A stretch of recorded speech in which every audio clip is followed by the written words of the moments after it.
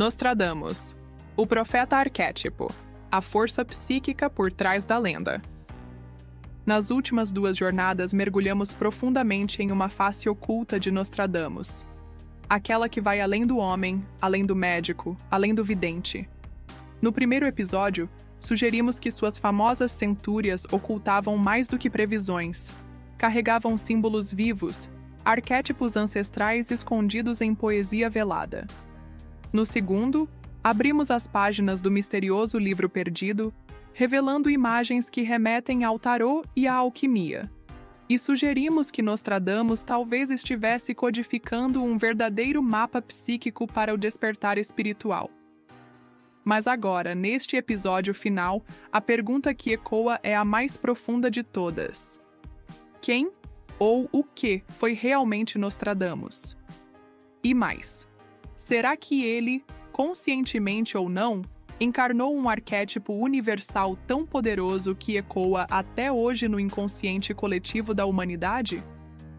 Quando Carl Jung definiu os arquétipos como formas universais presentes no inconsciente coletivo, ele não estava falando de personagens fictícios ou de papéis de teatro. Ele falava de forças psíquicas reais, modelos profundos que moldam comportamentos, emoções e até destinos. O arquétipo do profeta é um dos mais antigos e poderosos.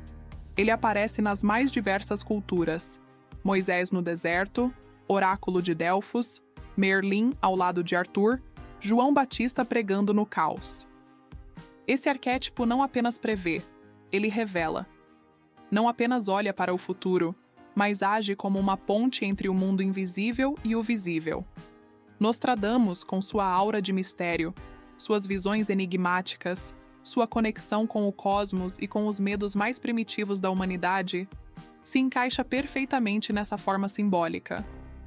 Mas teria ele consciência disso? Relatos históricos sugerem que Michel de Nostredame era mais do que um estudioso. Ele era uma presença magnética. Reservado, misterioso, movido por um chamado interno que não podia ser ignorado. Dizem que ele se isolava por dias para realizar suas visões, que utilizava espelhos negros, taças com água, rituais de silêncio e meditação profunda. E é nesse ponto que o véu da racionalidade se rasga. Não estamos mais diante de um simples escritor de profecias.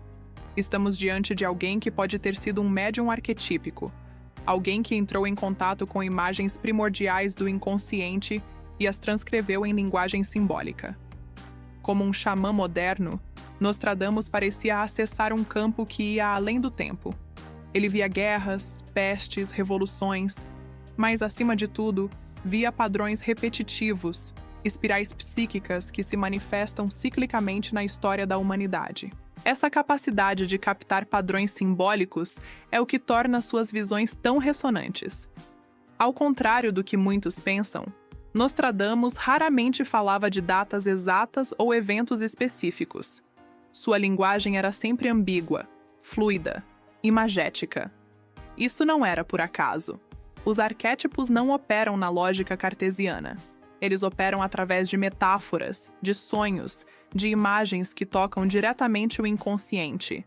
Um exemplo? Quando ele fala de o leão jovem que vencerá o velho no campo de batalha. Muitos interpretaram como a morte do rei Henrique II. Mas essa imagem, o leão jovem enfrentando o velho, é também uma metáfora eterna da renovação do poder, da juventude que desafia a tradição, do eterno ciclo de morte e renascimento. Nostradamus não apenas via o futuro. Ele encarnava o inconsciente coletivo, como se fosse um espelho onde a alma do mundo se refletia. E é por isso que sua figura sobreviveu há séculos. Mesmo quando a ciência descartou suas previsões como vagas ou coincidentes, o mito de Nostradamus continuou crescendo. Porque ele não estava falando apenas de eventos. Ele estava ativando arquétipos. Cada nova guerra, cada nova pandemia, cada nova crise global. E lá estavam as centúrias de Nostradamus sendo revisitadas. As pessoas não voltam a ele porque precisam de previsões. Elas voltam porque sentem que há algo maior ali, algo que ressoa, algo que ativa, E é isso que os arquétipos fazem. Eles acordam. Eles não precisam ser entendidos, apenas sentidos. E Nostradamus, consciente ou não, se tornou um despertador arquetípico, um gatilho simbólico para eras inteiras. Outro ponto fascinante é que o arquétipo do profeta nunca atua sozinho. Ele vem acompanhado de elementos simbólicos que sustentam sua narrativa. O espelho, a luz da vela, a cúpula celeste, os pergaminhos, os eclipses, os 7 selos. Cada um desses símbolos aparece recorrentemente em descrições sobre Nostradamus, ou em suas próprias palavras. É como se ele construísse inconscientemente todo um teatro simbólico ao redor de si mesmo. Um teatro capaz de ancorar sua presença no imaginário coletivo. Assim como o herói precisa da espada e do dragão, o profeta precisa do caos e da revelação. Nostradamus vivia numa época de peste, guerra e crise espiritual, e foi exatamente aí que sua imagem brilhou mais forte. Porque é na escuridão que o arquétipo do profeta emerge. Ele não vem para confortar, ele vem para alertar, para abrir os olhos, para desvelar o invisível. E se Nostradamus sabia disso tudo?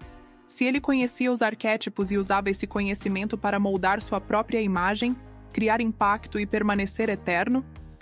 Não podemos afirmar com certeza, mas os indícios são poderosos. Sua obra, sua estética, sua trajetória e até a forma como desapareceu do centro das atenções para se tornar lenda. Tudo aponta para uma construção simbólica meticulosa.